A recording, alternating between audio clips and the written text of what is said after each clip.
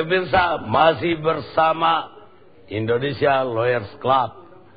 Diskusi kita yang pokok adalah dibalik vonis bebas korupsi. Tadi intronya, jadi kita pending soal itu dulu dan kita masuk ke vonis korupsi. Menjadikan republik ini hampir semua lapisan korup. Tapi hampir semua terdakwa yang dibawa di daerah-daerah sekarang pada bebas. Kita lihat wawancara saya tadi dengan Ketua Muda Mahkamah Agung. Selamat malam. Selamat malam Pak Garni. Ini saya undang ke sini karena banyaknya problem hukum di masyarakat kita yang juga menyangkut ke Mahkamah Agung. Dalam hal ini yang paling ramai sekarang adalah masalah korupsi. Saya sebenarnya orang yang berpendapat bahwa daripada kita menghukum satu orang yang tidak bersalah, lebih baik kita membebaskan 10 yang bersalah. Tapi belakangan memang saya akhirnya tersadar juga bahwa kegelisahan masyarakat ada benarnya. Karena puluhan ternyata tersangka korupsi yang tiba-tiba dapat vonis bebas dari hakim tipikor, hakim pengadilan biasa. Maka juga ada yang dikukuhkan oleh Mahkamah Agung. Jadi pertanyaan saya, ini gejala ini bagaimana Mahkamah Agung melihatnya? Karena begitu besar harapan publik terhadap pemberantasan korupsi, tapi kalau muaranya di pengadilan akhirnya yang nyata-nyata bagi masyarakat itu, walaupun mereka tidak periksa bukti materialnya, tapi nyata-nyata ini korupsi, ternyata oleh peradilan dibebaskan. Saya ingin dapat fatwa dari Pak Joko. Baik Pak Garni, sebelum saya menjelaskan itu, saya ingin menginformasikan terlebih dahulu bahwa pada tanggal 20 Oktober kemarin, itu seluruh ibu kota provinsi di Indonesia sudah dibentuk pengadilan tipikor. Nah, kemudian dengan adanya putusan-putusan bebas itu, kemudian Mahkamah Agung punya rencana untuk mengevaluasi kinerja pengadilan tipikor. Hanya saja sampai sekarang ini yang sudah banyak memproduksi putusan itu 3 pengadilan di Jawa, yaitu Surabaya, Semarang, dan Bandung. Nah, selebihnya di luar Jawa itu Medan itu angkatan kedua. Nah, ada putusan memang yang sangat mengejutkan, yaitu putusan Pengadilan Negeri Bandung. Yang terkait dengan kasus Mohtar. Wali Kota Bekasi. Ini saya memang sudah agak menduga bahwa akhirnya seperti itu, karena sebelumnya dia dikeluarkan dari tahanan. Nah, ini artinya telah ada melanggar suatu kebiasaan yang berlaku bagi pengadilan tipikor di Jakarta. Nah, menurut saya bahwa pengadilan tipikor yang ada di daerah ini rujukannya harus pengadilan tipikor di Jakarta. Karena kalau kita lihat sejarahnya bahwa dibentuknya pengadilan tipikor seluruh ibu kota provinsi itu karena tidak mungkin ditangani satu pengadilan tipikor di Jakarta Pusat saja.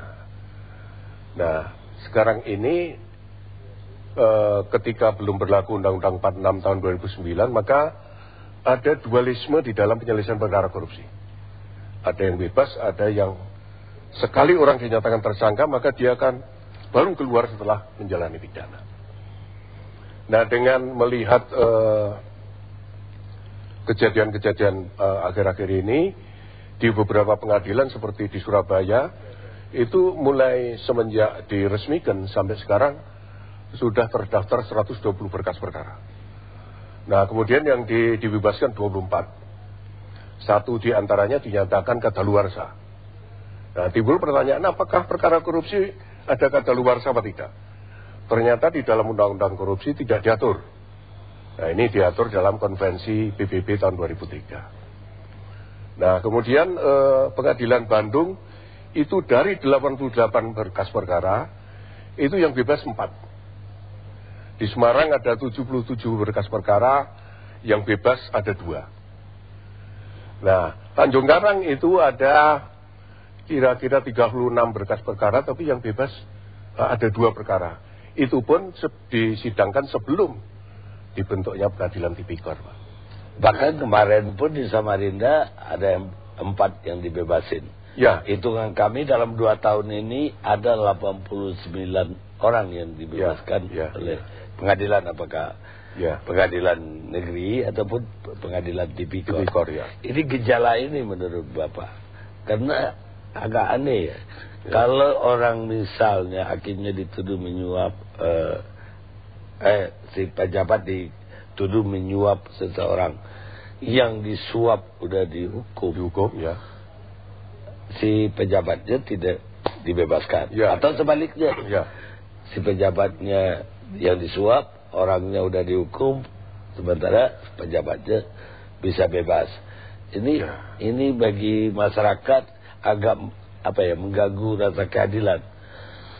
Ya, saya bisa memahami perasaan masyarakat pada umumnya. Cuman kalau bagi saya, karena saya sudah lama menjadi hakim, putusan bebas itu ya mungkin biasa-biasa saja. Tapi saya sangat menghargai kritik dari publik, karena memang dalam undang-undang korupsi justru diberikan ruang untuk publik untuk memberikan penilaian, kritik dan sebagainya. Oleh karena itu ini ya kita harus mengevaluasi putusan bebas itu. Tapi Mahkamah Agung sendiri juga sering menguatkan keputusan peradilan di bawahnya dalam vonis bebas ini. Ya, terhadap putusan bebas itu memang kasasi boleh mengajukan, jaksa penuntut umum boleh mengajukan kasasi. Hanya saja pertama, sebelum kita masuk ke materi perkara, maka jaksa penuntut umum harus dapat membuktikan bahwa pembebasan terhadap terdakwa ini bukanlah bebas murni. Nah, kalau jaksa tidak bisa membuktikan itu, maka Mahkamah Agung biasanya menyatakan kasasi jaksa penuntut umum tidak dapat diterima. Tapi untuk yang Bapak bilang mau dievaluasi tadi, pengadilan tipikor, peradilan di bawah, apa? Sekarang kan satu atap nih, hakim. Kalau dulu kita bisa berharap dari Irjen Kehakiman. Sekarang kita berharapnya dari Mahkamah Agung. Tapi sejauh mana pengawasan dari Mahkamah Agung terhadap putusan-putusan yang bebasnya ini tanda tanya lah. Di pengadilan Bandung itu majelis tipikornya sudah diperiksa oleh pengawasan. Tapi memang pengawasan itu tidak efektif menyangkut materi perkara karena masih ada upaya hukum kasasi. Jadi, dan kemudian di Tanjung Karang juga dilakukan pemeriksaan terhadap hakimnya. Apa tidak bisa kasasinya tetap jalan, tapi kecurigaan ini ataupun katakanlah petunjuk-petunjuk ini bisa dilakukan penyidikan oleh Hakim Agung pengawas? Ya, kalau penyidikan tentu kita tidak bisa. Hanya dengan membaca putusannya. Dalam arti kata investigasi pengawasan lah. Ya, itu kita bisa mempelajari putusannya dan memang kalau hasil pemeriksaan sudah ditemukan adanya hal-hal yang memang ada kejanggalan-kejanggalannya terhadap pertimbangannya misalnya ya. Tapi Pak, zaman Departemen Kehakiman masih menjadi katakanlah perutnya dari hakim-hakim dan Mahkamah Agung jadi kepalanya zaman itu. Banyak sekali hakim yang terpaksa ditindak, bahkan berapa hakim sekali tangkap diadili. Dari Mahkamah Agung kayaknya agak lunak kepada hakim-hakim bawahan. Iya, sebenarnya kalau dikatakan lunak juga tidak, karena kalau kita bandingkan hakim yang ditindak, itu setiap triwulan kita masukkan website. Berapa hakim yang jatuhi sanksi, misalnya dinonpalukan, kemudian tidak menerima remunerasi, itu semuanya diumumkan di dalam website. Jadi kita bisa tahu per tahun itu jumlahnya berapa. Memang ketika tadi saya tanya ke pengawasan, untuk tahun ini agak menurun jumlahnya. Menurun yang ditindak. Ya, ya. Sementara ya. Kasus yang dicurigain masyarakat semakin meningkat. Iya. Kan ini ada. Mungkin juga kalau kita lihat jumlahnya memang mungkin banyak, tetapi juga kalau saya sampaikan data-data tadi sebenarnya juga mungkin masih dalam batas-batas normal ya misalnya. Apakah ada evaluasi khusus terhadap kegelisahan masyarakat sekarang? Ya. Terhadap banyak bebasnya perkara korupsi. Ya, terutama terhadap hakim ad hoc yang sekarang jumlahnya ada 180 orang. Ini pada minggu kedua bulan November nanti kita akan kumpulkan di Pusdiklat untuk dilatih selama 7 hari. Karena masyarakat mungkin bisa memahami bahwa umumnya hakim ad hoc itu lemah dalam bidang hukum acara. Tapi ini juga kita tambah dengan materi perkara khususnya korupsi, dan juga kita undang misalnya guru besar hukum pidana yang bisa menjelaskan mengenai konvensi internasional PBB. Saya berharap kita sepakat Pak bahwa korupsi ini bagi rakyat Indonesia sekarang benar-benar sudah sebenarnya membuat frustrasi, ya. Membuat masyarakat apatis juga.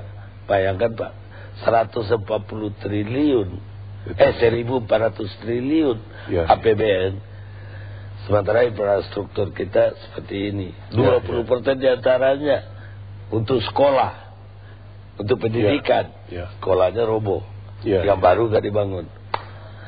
Kalau harapan ini akhirnya harapan publik ini hanya ada kepada benteng terakhir keadilan itu, yaitu pengadilan Mahkamah Agung, tidak juga terpenuhi perasaan masyarakat. Ya. Saya khawatir negara ini bisa rubuh. Ya.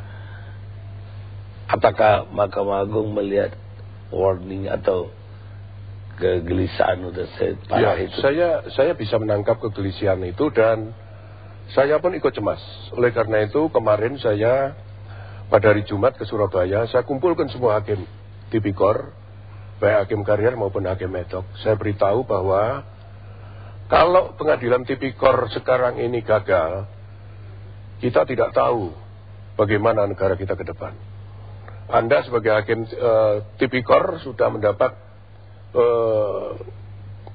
uang kehormatan tinggi, dan itu untuk membangun pengadilan tipikor di seluruh Indonesia, di 33 ibu kota provinsi ini memakan biaya sangat besar.